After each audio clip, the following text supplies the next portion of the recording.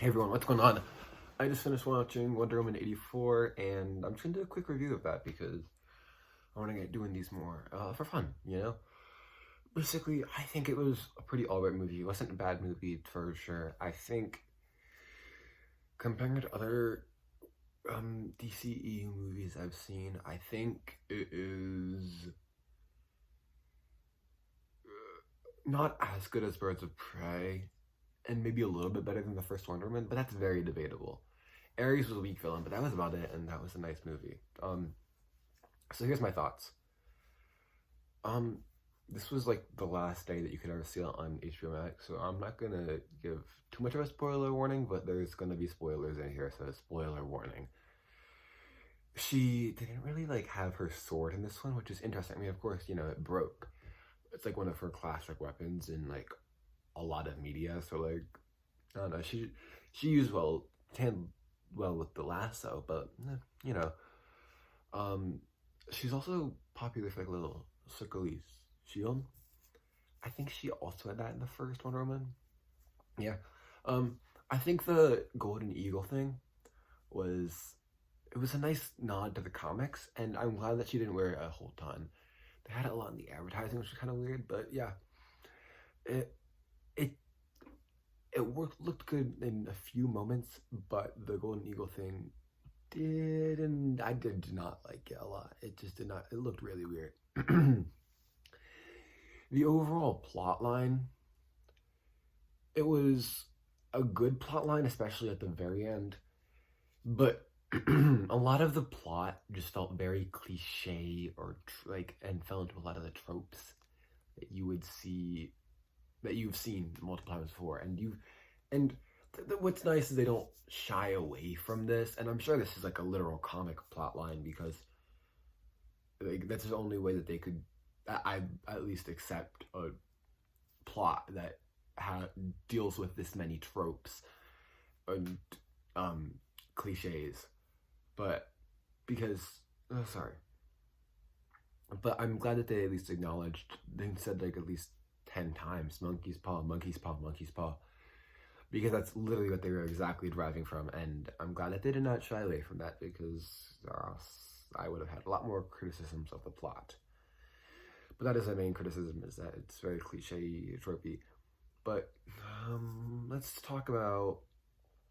I think let's talk about the villains then. I guess Maxwell Lord was an alright villain. I think what is he lacked was I think he had a nice arc. I I guess do feel like his character is that kind of redeemable one, and since they made him redeemable, I'm glad that he was redeemed. Um, Barbara seemed redeemable at first, but then just got more irredeemable. It was kind of weird when I guess it's true. She was really irredeemable. I just don't know why she ended up renouncing her wish. That was kind of weird. Yeah, but it's not a big complaint. It's not something super too important. It's just a criticism I have of her character. I liked her character though. I do agree that like we've seen her character, her kind of like it is a bit of a trope of a character of like the awkward ditzy person that becomes super confident with these superpowers.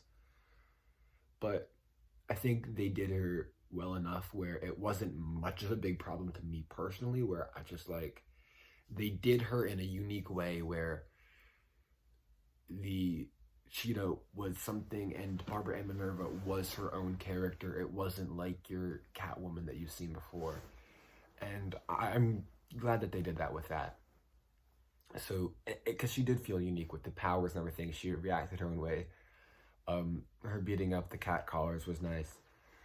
Otherwise, I'm not going into this when I first met Alistair. I did not expect him to have as much of an impact there, like resonance throughout the story. But it was not. I guess he did play in kind of to a good amount to Maxwell Lord's plotline, his arc. But I think there were times in the middle of the arc where it felt kind of detached a little bit. But yeah, Um, let's talk about Steve and let's talk about Steve and Diana because Diana's character didn't really evolve too much in here. Just went around and it complemented the plot. Um, I liked her character, right? But her main like arc, her main change in character was in the first one, which is not something that I like, but like whatever, you know. What I do like is how this Wonder Woman, I guess, what her arc was in here is that she grew from Steve, even though Steve was gone. Because you know you've seen her move on from Steve, and she did pretty well. But you know she still wanted him back. But how she moved on here was that she realized that she didn't need him, and she learned other life lessons from him. So let's talk about Diana just in general now. So she's actually fitting in very well in these decades, which I guess is her character, that she fits in. She's this like eternal, not eternal, but like she has longevity. It's like a superpower. Like you know, she just like lives on for a while. But I liked how this movie it brought in like classic key elements of Diana that we didn't get to see in the first one. So yeah, we saw the arm bracelets, we saw the tiara, the classic costume in the first one, which I'm in the lasso in the first one. Um, I guess on the topic of the lasso, I really expected her to like put it around Max Lord or even Cheetah, and especially Max Lord in the final scene, and have him admit the truth on live television. They never really used the truth part of the lasso of truth this like movie, and it's kind of weird. I mean, yeah, they used it as like a weapon, which was without her sword, but yeah, you know, um, and in that sense, it got the invisible jet, which is really cool. Interesting that you know Steve Trevor flew it. There was some really great cinematographic shots here. That's not a word, but you know. Um, what else? What else? What else? the and cool how she got to like make it invisible herself. Also, the fact that she learned how to fly and it's from Steve Trevor was really cool, and that she actually did get to fly because it is one of her powers in the comics and everything, and it's neat. And maybe in the third one we get to see Wonder Girl. And on that topic, Generations, either Donna Troy or the other one, I forget. Again, in that topic, Asteria in the end credits, that's cool, especially that she was played by the OG Wonder Woman. I like that. I felt like a lot of the shots here, like at least with the aesthetic, 80s aesthetic, which I loved, and they did it pretty well, the 80s aesthetic. But it gave like there were lots of times, especially when I saw Diana flying, it reminded me of shots that I've seen. I haven't watched the series at all, but from the old Wonder Woman.